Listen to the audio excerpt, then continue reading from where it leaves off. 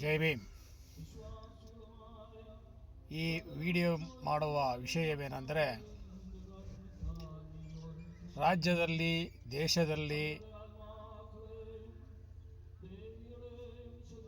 ಒಳ್ಳೆ ವ್ಯಕ್ತಿಗಳನ್ನು ಮಟ್ಟ ಹಾಕುವಂಥ ಕುತಂತ್ರಗಳು, ರಾಜತಂತ್ರಗಳು, ಒಳತಂತ್ರಗಳು ಎಲ್ಲ ನಡೀತಾ ಇದ್ದಾವೆ. ಹೇಗೆಂದರೆ, ಕೆಲವು ವರ್ಷಗಳ ಹಿಂದೆ DK ರವಿ ಅಂತ ದಕ್ಷ ಅಧಿಕಾರಿಯನ್ನು ಅವರ ಮನೆಯಲ್ಲೇ ಅವರು ಜೀವ ಕಳೆದುಕೊಳ್ಳುವ ರೀತಿಯಲ್ಲಿ ತಂತ್ರಗಾರಿಕೆಯನ್ನು ಹೇಳಿದರು. ಹಾಗೆ ನಮ್ಮ ರಾಜ್ಯದ ಒಂದು ದೊಡ್ಡ ಉದ್ಯಮಿ ಅಂತ ಹೇಳಬಹುದು, ಕಾಫಿ ಡೇ ಸಂಸ್ಥಾಪಕರಾದಂಥ ಆದಿತ್ಯ ಅವರು ಅವರ ಜೀವವನ್ನು ಅವರೇ ಕಳೆದುಕೊಳ್ಳುವ ರೀತಿಯಲ್ಲಿ ತಂತ್ರಗಾರಿಕೆಯನ್ನು ಸೃಷ್ಟಿ ಮಾಡಿದರು. ಹಾಗೂ ದಕ್ಷ IPC ಅಧಿಕಾರಿಗಳು ಎಷ್ಟೋ ಜನ ಈ ರಾಜ್ಯದಲ್ಲಿ ತಮ್ಮ ಜೀವಗಳನ್ನು ಕಳೆದುಕೊಂಡರು.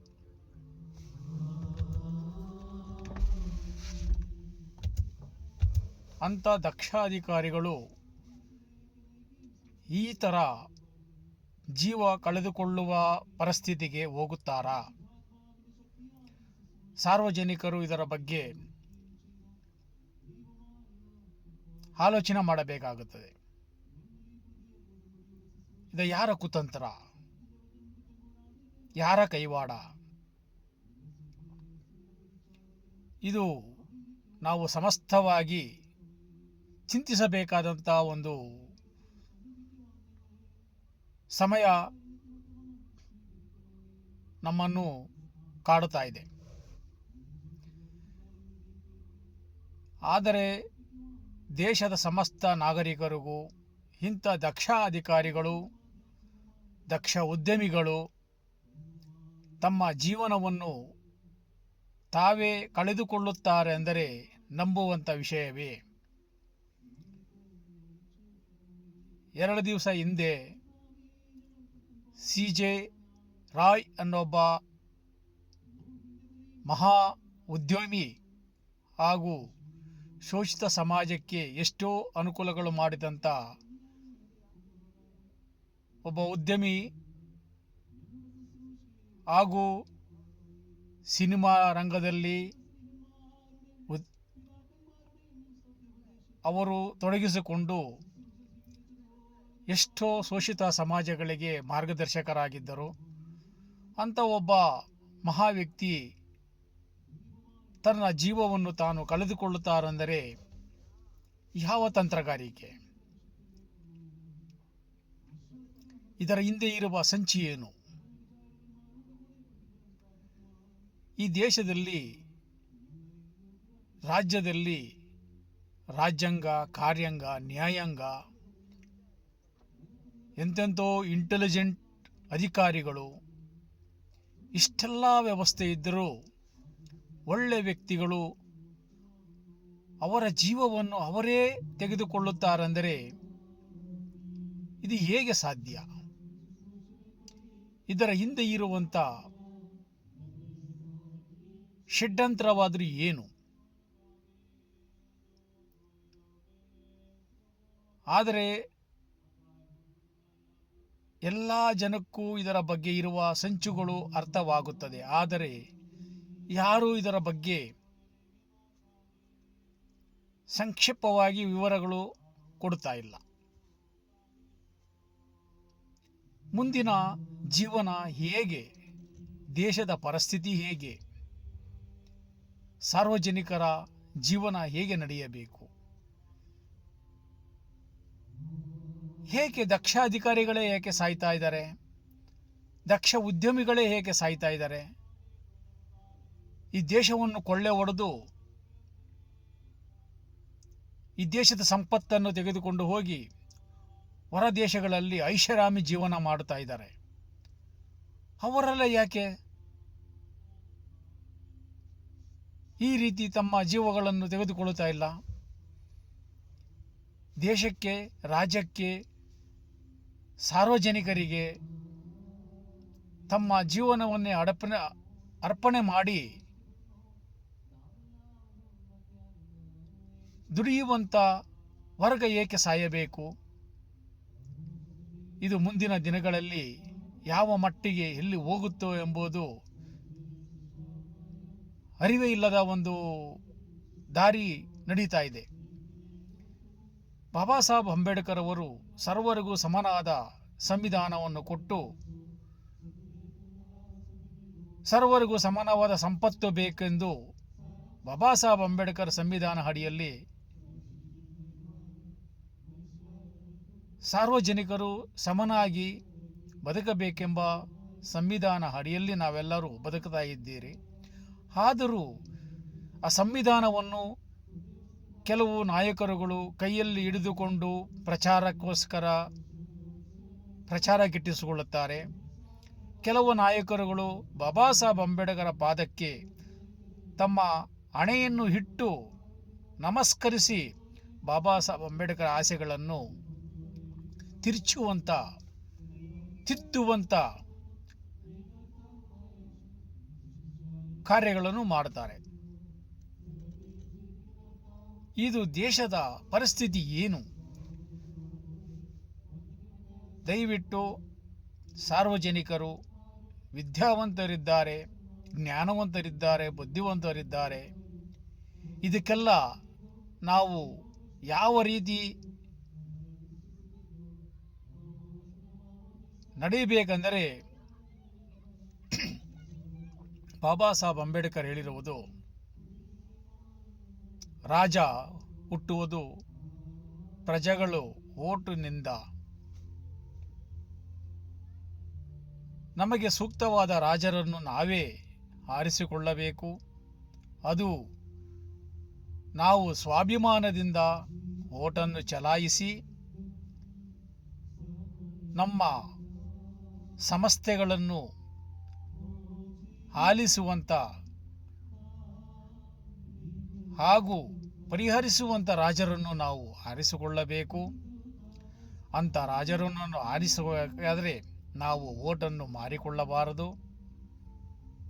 ಏಕೆಂದರೆ ನಮಗೋಸ್ಕರ ಎಷ್ಟೋ ಮಹಾತ್ಮರು ಈ ದೇಶದ ಶೋಷಿತ ಸಮಾಜಕ್ಕೆ ವಿದ್ಯೆಗೋಸ್ಕರ ಮಹಾತ್ಮ ಜ್ಯೋತಿಬಾ ಫುಲೆ, ಸಾವಿತ್ರಿಬಾಯಿ ಫುಲೆ ತಮ್ಮ ಜೀವನವನ್ನೇ ಅರ್ಪಿಸಿದರು.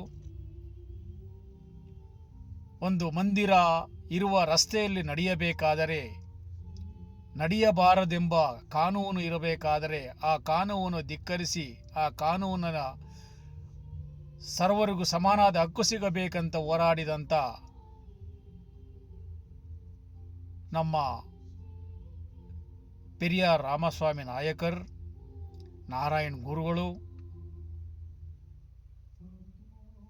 ಹಾಗೂ ನನ್ನ ದೇಶಕ್ಕೆ ಸಮನಾದ ಹಕ್ಕು ಬೇಕು, ಸರ್ವರಿಗೂ ಸಮನಾದ ನ್ಯಾಯ ಸಿಗಬೇಕು ಅಂತ ಹಗಲು ಇರುಳು ಕಣ್ಣಿನಲ್ಲಿ ನೀರು ಬರೋ ಜಾಗದಲ್ಲಿ ರಕ್ತ ಬರೆಸಿಕೊಂಡು ಓದಿ ಈ ದೇಶಕ್ಕೆ ಸಂವಿಧಾನ ರಚನೆ ಮಾಡಿಕೊಟ್ಟಂಥ ಬಾಬಾ ಸಾಹೇಬ್ ಅಂಬೇಡ್ಕರ್ ಅವರು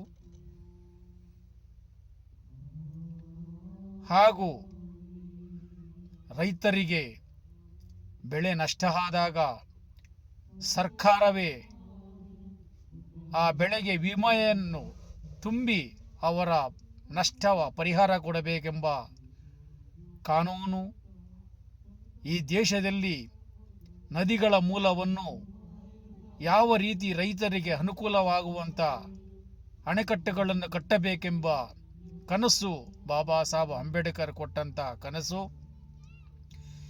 ಈ ದೇಶದಲ್ಲಿ ಹಣಕಾಸಿನ ಒಂದು ಹೂಡಿಕೆ, ಒಂದು ಶೇಖರಣೆ, ಅದನ್ನು ಹೇಗೆ ಮಾಡಬೇಕು, ಅನ್ನೋ ಒಂದು ಬ್ಯಾಂಕಿನ ಸಂಸ್ಥೆಗಳನ್ನು ಹಣದ ಒಂದು ಖಜಾನೆಯನ್ನು ಸೃಷ್ಟಿ ಮಾಡಿದವರು ಬಾಬಾ ಸಾಹೇಬ್ ಅಂಬೇಡ್ಕರ್ ಅವರು. ಈ ದೇಶದ ಹೆಣ್ಣು ಮಕ್ಕಳಿಗೆ ಹಕ್ಕೇ ಇಲ್ಲದಂಥ ಹೀನಾಯ ಪರಿಸ್ಥಿತಿಯಲ್ಲಿರುವಂಥ ಈ ದೇಶದ ಹೆಣ್ಣು ಮಕ್ಕಳಿಗೆ ವಿದ್ಯೆ ಹಕ್ಕನ್ನು ಕೊಟ್ಟು ಸಮಾಜದಲ್ಲಿ ಎಲ್ಲರ ಸಮಾನ ಬದುಕುವಂಥ ಹಕ್ಕು ಕೊಟ್ಟಂಥ ಹೆಣ್ಣು ಮಕ್ಕಳಿಗೆ ಸಂವಿಧಾನ ಅಡಿಯಲ್ಲಿ ಬಾಬಾ ಸಾಹೇಬ್ ಅಂಬೇಡ್ಕರು ಈ ದಿನ ಸಕಲ ಧರ್ಮೀಯರು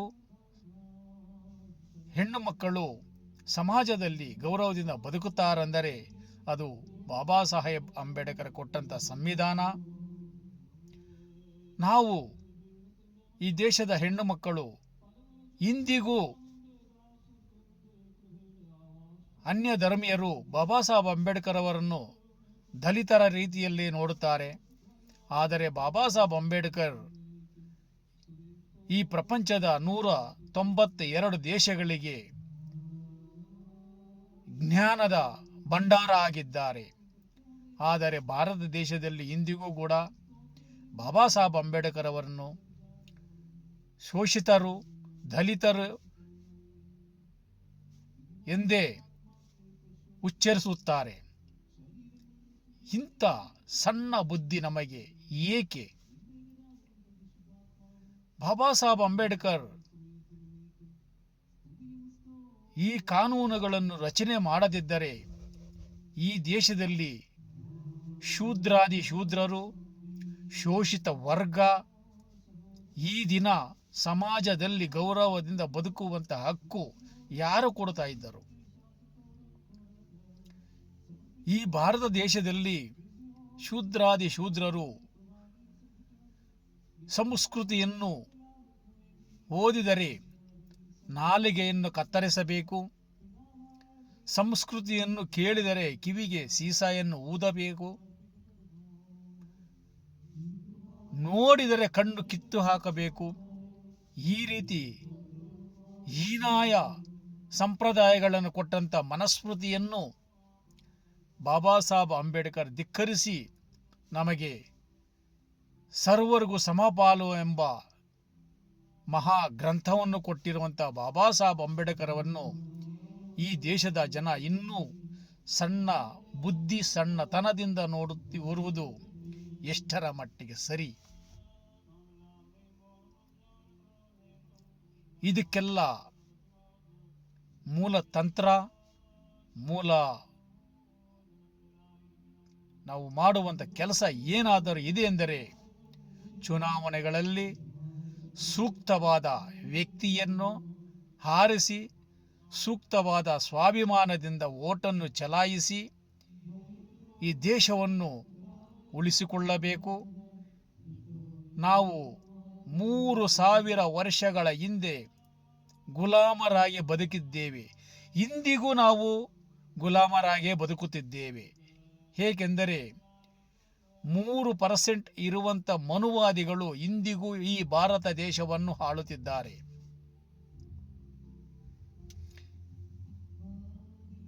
%98 ಇರುವ ಈ ದೇಶದ ಮೂಲ ನಿವಾಸಿಗಳು ಅವರ ಕೈ ಕೆಳಗಡೆ ಗುಲಾಮರಾಗಿ ಬದುಕುತ್ತಿದ್ದೇವೆ.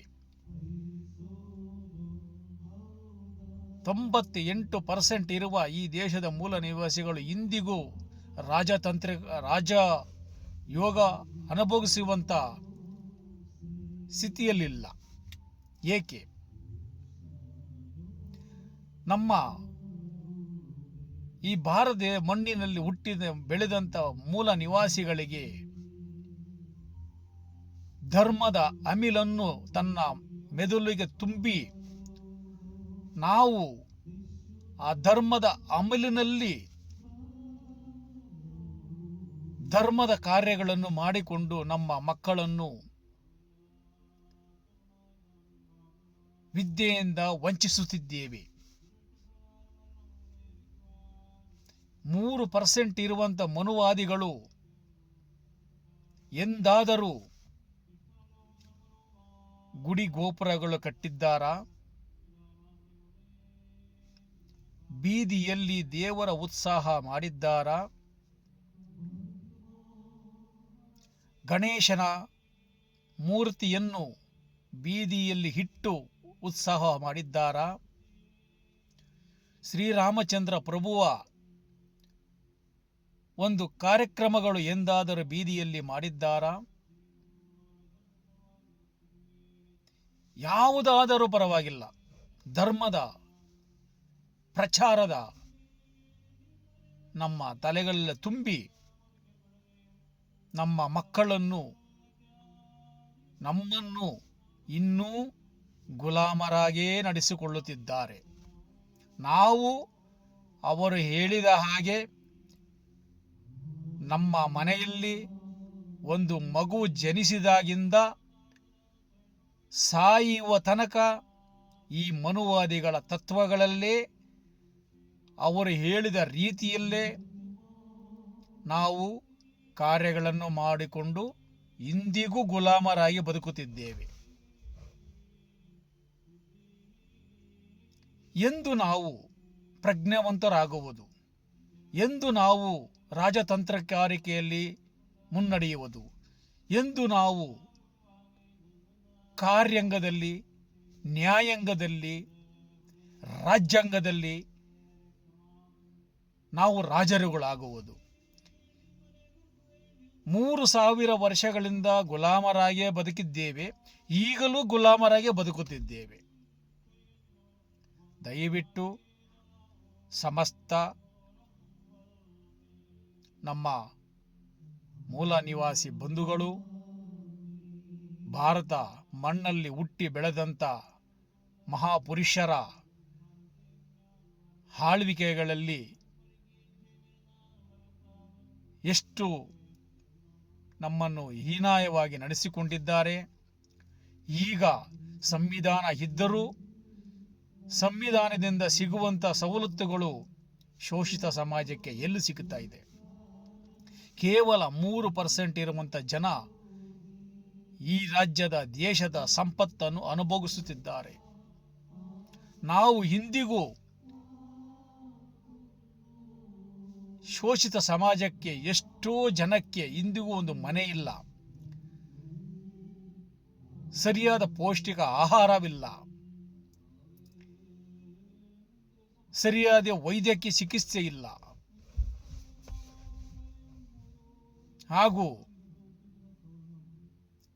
ಈಗಿನ ಸರ್ಕಾರಗಳು ಇರುವ ಬಾಬಾ ಸಾಹೇಬ್ ಅಂಬೇಡ್ಕರ್ ಕೊಟ್ಟಂತ ಶೋಷಿತ ಸಮಾಜದ ಮಕ್ಕಳ ಬದುಕಲಿ, ವಿದ್ಯಾವಂತರಾಗಲಿ ಅಂತ ಅವರು ತೆರೆದಂಥ ಸರ್ಕಾರಿ ಶಾಲೆಗಳನ್ನು ಮುಚ್ಚಿ ಖಾಸಗಿ ಶಾಲೆಗಳನ್ನಾಗಿ ಮಾಡಿ ಮುಂದಿನ ದಿನಗಳಲ್ಲಿ ರೈತರ ಮಕ್ಕಳು, ಕೂಲಿ ಕಾರ್ಮಿಕರ ಮಕ್ಕಳು, ಶೋಷಿತ ಮಕ್ಕಳು ಎಲ್ಲರೂ ತಮ್ಮ ವಿದ್ಯೆ ಜ್ಞಾನವನ್ನು ಕಳೆದುಕೊಳ್ಳುವ ಪರಿಸ್ಥಿತಿ ಮುಂದೆ ಉದ್ಭವ ಆಗುತ್ತದೆ. ಇದರ ಬಗ್ಗೆ ಸಾರ್ವಜನಿಕರು, ಪ್ರಜ್ಞಾವಂತರು, ಈ ನಾಡಿನ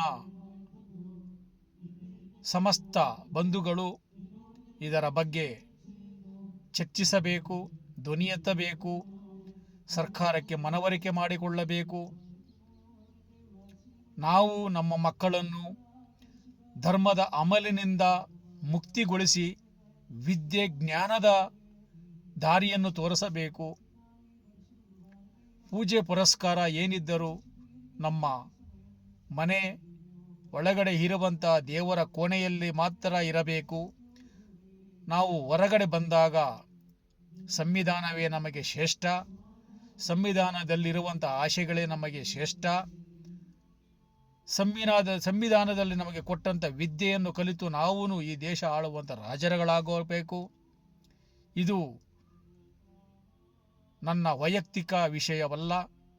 ಸಮಸ್ತ ಭಾರತ ದೇಶದ ನಾಗರಿಕರು, ಕರ್ನಾಟಕ ರಾಜ್ಯದ ನಾಗರಿಕರ ಕನಸಾಗಬೇಕು. ಕನಸು ಕನಸು ಮಾತ್ರ ಹಾಗೆ ಇರುವುದು, ಅದು ಬಿಟ್ಟು ನನಸು ಆಗುವಂಥ ದಾರಿಯಲ್ಲಿ ನಾವು ನಡೆಯೋಣ. ಈ ವಿಡಿಯೋ ಇಷ್ಟವಾದರೆ 4 ಜನಕ್ಕೆ ಶೇರ್ ಮಾಡಿ ಹಾಗೂ ಲೈಕ್ ಮಾಡಿ. ಮುಂದಿನ ವಿಡಿಯೋ ಮಾಡೋದಕ್ಕೆ ನಮಗೆ ಅವಕಾಶ ಮಾಡಿಕೊಡಿ. ನಾನು ಹೇಳಿರುವ ಮಾತುಗಳಲ್ಲಿ 4 ಜನಕ್ಕೆ ಜ್ಞಾನ ಬಂದರೆ ಇನ್ನು 4 ಜನಕ್ಕೆ ಜ್ಞಾನ ಬರುವ ರೀತಿಯಲ್ಲಿ ವಿಡಿಯೋ ಮಾಡುವುದಕ್ಕೆ ನಮಗೆ ಅವಕಾಶ ಮಾಡಿಕೊಡಿ. ಈ ವಿಡಿಯೋವನ್ನು 4 ಜನಕ್ಕೆ ಶೇರ್ ಮಾಡಿ, ಲೈಕ್ ಮಾಡಿ ಅಂತ ಹೇಳಿ ನನ್ನ 4 ಮಾತುಗಳು ಆಡಿದು ಮುಗಿಸ್ತಾ ಇದ್ದೀನಿ. ಜೈ ಭೀಮ್, ಜೈ ಬುದ್ಧಾಯ, ಜೈ ಬಸವಣ್ಣ, ಜೈ ಜೈ ಭೀಮ್, ಜೈ ಭೀಮ್.